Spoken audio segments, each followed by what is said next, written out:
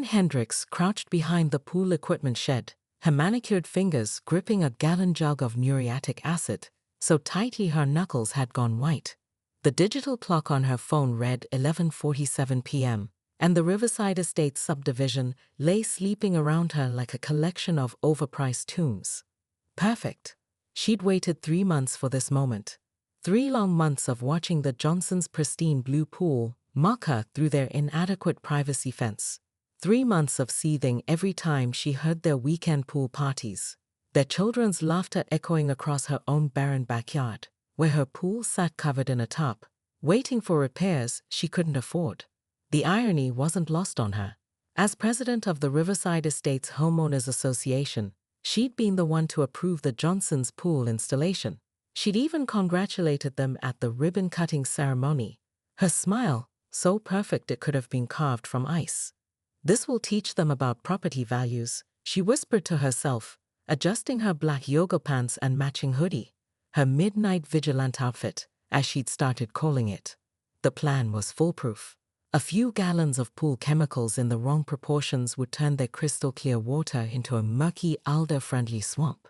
Nothing permanently damaging, of course. Just enough to make them understand that some people in this neighborhood took pride in their properties, while others needed gentle reminders. Karen slipped around the shed, her heart pounding with the thrill of justified revenge. The motion sensor lights the Johnsons had installed were positioned poorly. She'd made sure to note that during her friendly visit last month when she'd brought them a welcome basket. Amateur hour security. She reached the pool's edge and unscrewed the acid jug's cap. The chemical smell hit her immediately, sharp and medicinal. Just as she tilted the container toward the water, a voice cut through the night air like a blade. "Karen, what the hell are you doing?"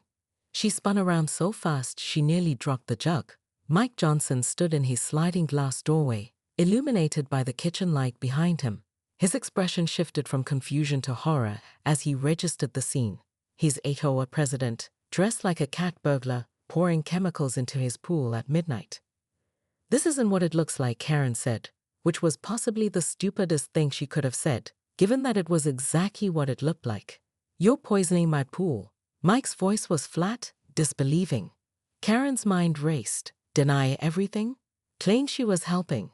Her lawyer brain kicked in, searching for an angle, any angle. "I was checking your chemical levels. As part of my HOA duties, I noticed an imbalance during my evening patrol. With a gallon of muriatic acid. At midnight." Mike stepped onto his patio, his phone already in his hand. In all black clothes, the jug felt impossibly heavy in Karen's arms. This was not how this was supposed to go. She was supposed to be home by now, already planning her innocent surprise when the Johnsons discovered their mysterious pool problem tomorrow. "Mike, let's be reasonable adults here," she said, setting the jug down carefully. "Perhaps we can discuss this privately." "Oh, we're going to discuss it with the police." He raised his phone, and Karen saw the camera flash. "And my insurance company. And probably the local news. Because this is insane even for you." Karen felt something cold and sharp twist in her stomach. The local news. Her reputation, her position, her carefully constructed image as the responsible neighborhood leader, all of it could crumble in an instant. "You don't want to do that," she said, her voice taking on the authoritative tone she used during HOA meetings. "Think about your property values. A scandal like this could affect everyone in Riverside Estates." Mike laughed, but there was no humor in it. "Lady, you just tried to sabotage my pool. Property values are the least of your problems." As if summoned by her worst nightmare, lights began flickering on in neighboring houses. Mrs. Chen's porch light. The Garcia's bedroom window. Karen watched her perfect crime transform into a very public disaster. She had exactly 30 seconds to salvage this situation before it became the kind of neighborhood legend that followed people forever.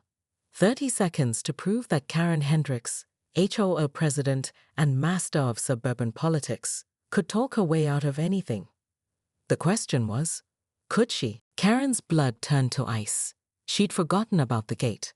In her planning, she'd been so focused on avoiding the motion sensors that she'd completely overlooked the obvious question of how she'd gotten into their backyard. The gate was unlocked, she said weakly. No, it wasn't. Susan pulled out her own phone. We installed a smart lock last month. It logs every entry.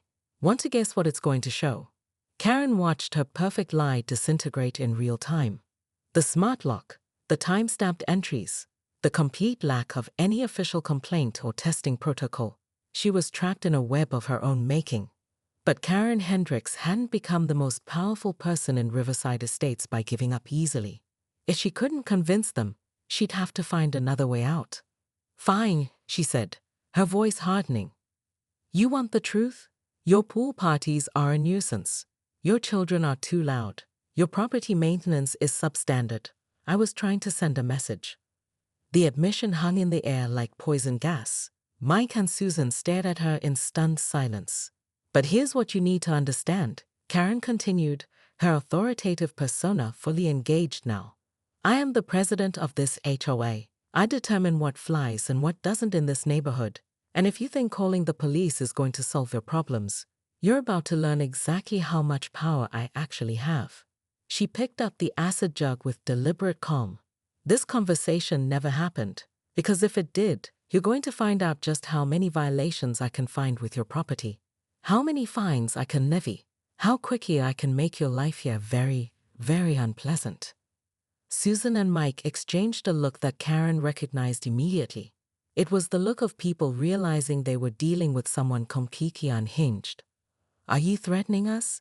Susan asked quietly. Karen smiled, and for the first time all night, it was genuine. I'm educating you about how things work in Riverside Estates. The question is, are you smart enough to listen? The standoff lasted exactly 17 seconds. Karen counted. Then Susan Johnson did something that no resident of Riverside Estates had ever done before. She laughed. Not a nervous giggle or an uncomfortable chuckle, but a full-throated, genuine laugh that echoed across the backyard and seemed to break whatever spell Karen's authority had cast over the neighborhood for the past 3 years. Oh my God, Susan said, wiping tears from her eyes. You actually think you're untouchable, don't you? Karen felt the first flicker of real fear.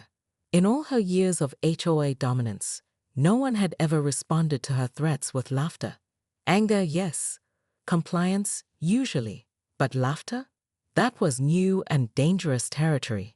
I think you should consider your next words very carefully, Karen said, but even to her own ears, the threat sounded hollow. Mike, honey, call the police, Susan said conversationally. I want this woman arrested for trespassing, attempted vandalism, and whatever else they can think of. You can't do that, Karen said quickly. Think about the neighborhood, the publicity, the property values. Oh, I am thinking about them.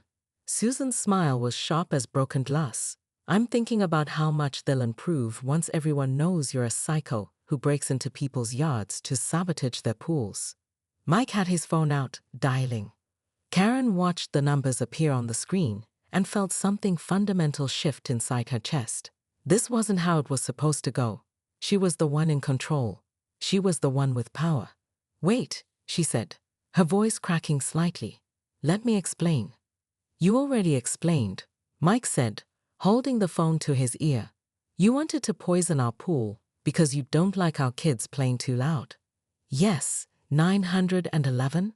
I'd like to report a break-in in progress. Karen's mind raced through her options. Run. She'd never live it down. Fight? There were witnesses now. She could see curtains twitching in at least 3 neighboring houses. Deny everything?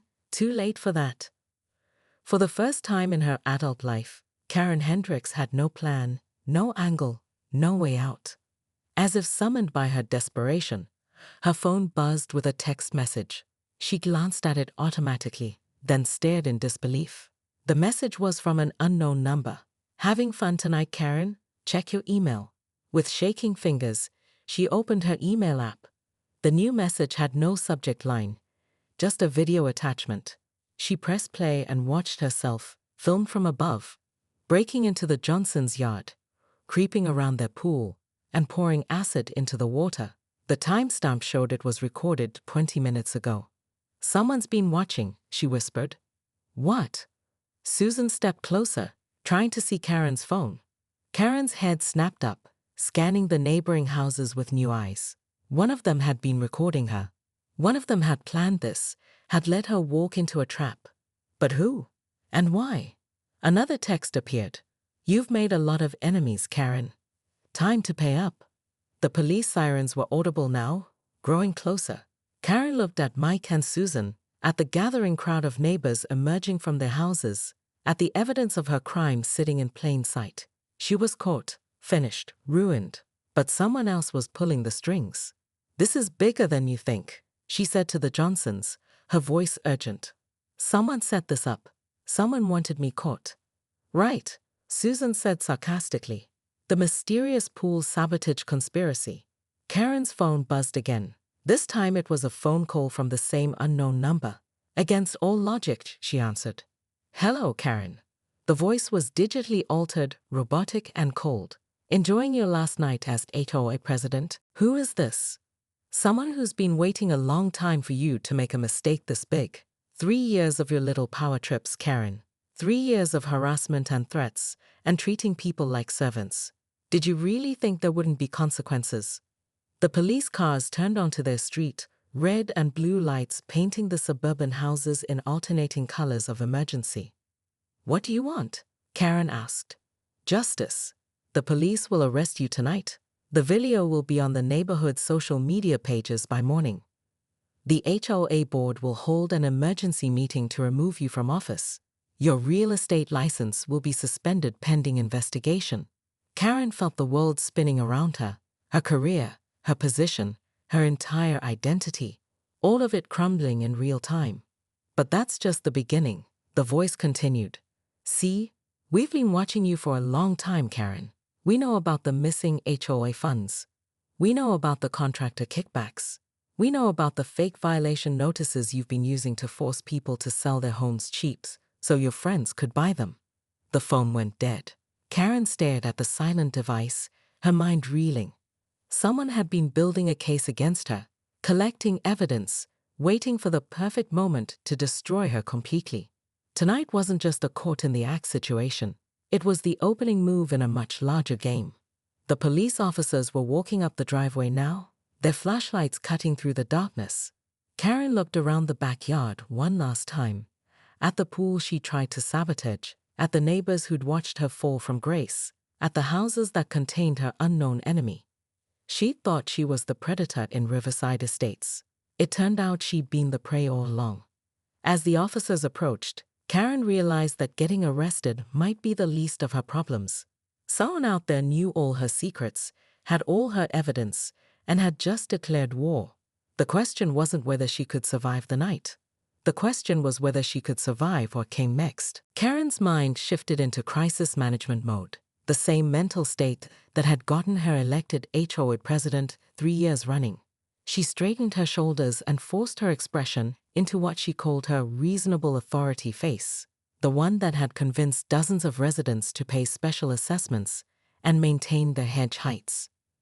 Mike, I understand how this must look, she began, her voice steady despite her racing pulse. But before you make any calls, consider what you're really seeing here. More lights flickered on. The Patel house. The corner unit with the annoying wind chimes. Karen calculated she had maybe 2 minutes before someone came outside to investigate. What I'm seeing is you trying to destroy my pool, Mike said, but his phone remained lowered. Good. He was listening.